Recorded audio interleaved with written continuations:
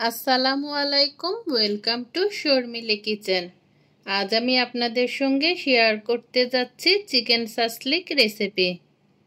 খুব কালারফুলভাবে হাতের কাছে থাকা সাধারণ উপকরণ দিয়ে অসাধারণ স্বাদের এই শাসলিক রেসিপিটি আমি তৈরি করব।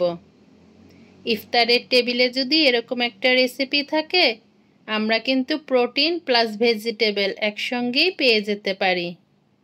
আমি যেভাবে তৈরি করি সেটাই আজকে আমি আপনাদের সঙ্গে শেয়ার করব। এরকম মজার মজার রেসিপি পেতে চাইলে আমার চ্যানেলটিকে সাবস্ক্রাইব করে রাখতে পারেন। আর আপনি যদি ফেসবুক থেকে দেখে থাকেন, আমার পেজটিকে ফলো করে রাখতে পারেন। প্লিজ প্রিয় বন্ধুরা, ছোট্ট একটি লাইক দিয়ে ভিডিওটি দেখবেন।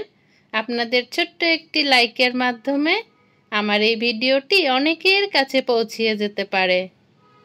চলুন তাহলে দেখে নেওয়া যাক রেসিপিটি করতে আমাদের কি কি উপকরণ লাগছে এবং কিভাবে তৈরি করছি।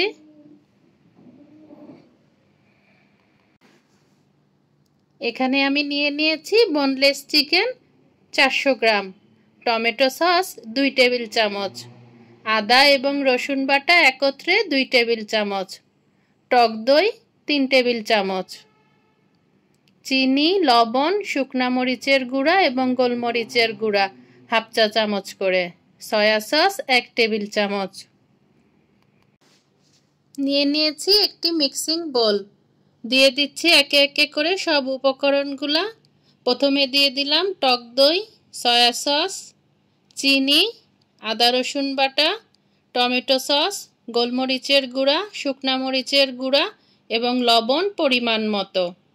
সবগুলো উপকরণ এখন ভালোভাবে মিক্সড করে নেব। এই যে আমি ভালোভাবে মিক্সড করে এখন আমি দিয়ে দিচ্ছি বোনলেস চিকেনগুলা, দিয়ে আমি হাফ অ্যান আওয়ারের জন্য রেস্টে রেখে দেব। কেউ যদি বেশি সময় রাখতে চান সেক্ষেত্রে ফ্রিজে রাখতে পারেন, নর্মাল ফ্রিজে। এরকম ম্যারিনেট করে কিন্তু আমরা ডিপ ফ্রিজেও রাখতে পারি। হঠাৎ করে অতিথি চলে আসলে আমরা সেটা সুন্দরভাবে শাসলিক বানিয়ে দিতে পারি, অথবা বাসায়ও নাস্তার জন্য আমরা তৈরি করতে পারি। বন্ধুরা, আমি এখানে নিয়ে নিয়েছি শাসলিকের কাঠি। হাফ অ্যান আওয়ারের জন্য পানিতে ভিজিয়ে রাখতে হবে। আমি ভিজিয়ে রেখেছি। এই যে আমি ফিরে আসলাম হাফ অ্যান আওয়ার পরে। আমার চিকেনগুলো ম্যারিনেট করা হয়ে গিয়েছে। এখানে আমি আমার পছন্দ অনুযায়ী সবজি নিয়ে নিয়েছি। টমেটো, ক্যাপসিকাম, গাজর, পেঁয়াজ এবং কাঁচামরিচটা আমি পছন্দ করি এজন্য দিয়েছি। দেখতেও ভালো লাগে এবং একটা বারবিকিউ ফ্লেভার আসে কাঁচামরিচ থেকে। এই যে আমি স্টিকের মধ্যে গাজর দিয়ে দিলাম। এখন দিয়ে দিচ্ছি পেঁয়াজ। আমি আমার পছন্দ অনুযায়ী গেঁথে নিচ্ছি, যে যেভাবে পছন্দ করেন। এখন দিয়ে দিচ্ছি ম্যারিনেট করা চিকেন। এখন দিয়ে দিচ্ছি ক্যাপসিকাম। এভাবে করে আমি পুরাটা স্টিক সাজিয়ে নেব। এই যে দিয়ে দিলাম টমেটো। এই যে আমি একটা করে দেখালাম, এভাবে করে আমি পুরাটা স্টিক সাজিয়ে নিলাম এবং মাথায় একটা করে কাঁচামরিচ দিয়েছি। এই যে আমি একটা প্রিহিট করে নিলাম ফ্রাই প্যান। এখন দিয়ে দেব 2 টেবিল চামচ সয়াবিন তেল। ভালোভাবে তেলটা ঘুরিয়ে গরম করে নেব।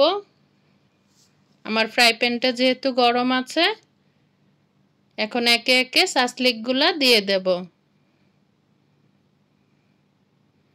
এই যে এভাবে দিয়ে দিচ্ছি। আমি 6 থেকে 8 মিনিট করে এক এক পাশটা কুক করে নেব। আমি কিন্তু ঢাকবো না, ঢাকলে চিকেন থেকে পানি উঠে চিকেনগুলো স্টিক থেকে খুলে যাবে এবং সবজির ক্রাঞ্চি ভাবটাও থাকবে না।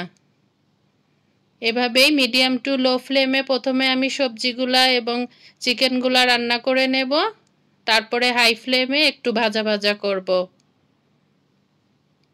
এই যে আমি উল্টিয়ে দিচ্ছি 6 থেকে 8 মিনিট পর। এটা জাস্ট যার যার আইডিয়ার উপরে দেখে নিতে হবে, যার চুলার ফ্লেম যেরকম। এই যে আমি ম্যারিনেট করা চিকেনের দইগুলা দিয়ে দিচ্ছি। এখানে যে মশলা আছে এগুলা আমি ব্রাশের সাহায্যে দিয়ে দিচ্ছি। এটা দিলে শাসলিকগুলা খুব জুসি হয় এবং মশলাগুলা পুড়ে পুড়ে সুন্দর একটা কাবাব কাবাব ফ্লেভার আসে। এই যে আমি যতবার উল্টাবো এভাবে মশলাগুলা ব্রাশের সাহায্যে ব্রাশ করে দেব। একবার হলেও ট্রাই করে দেখবেন, দারুণ মজার একটা রেসিপি এবং খুব সহজেই ঘরে থাকা মশলায় হয়ে যায়।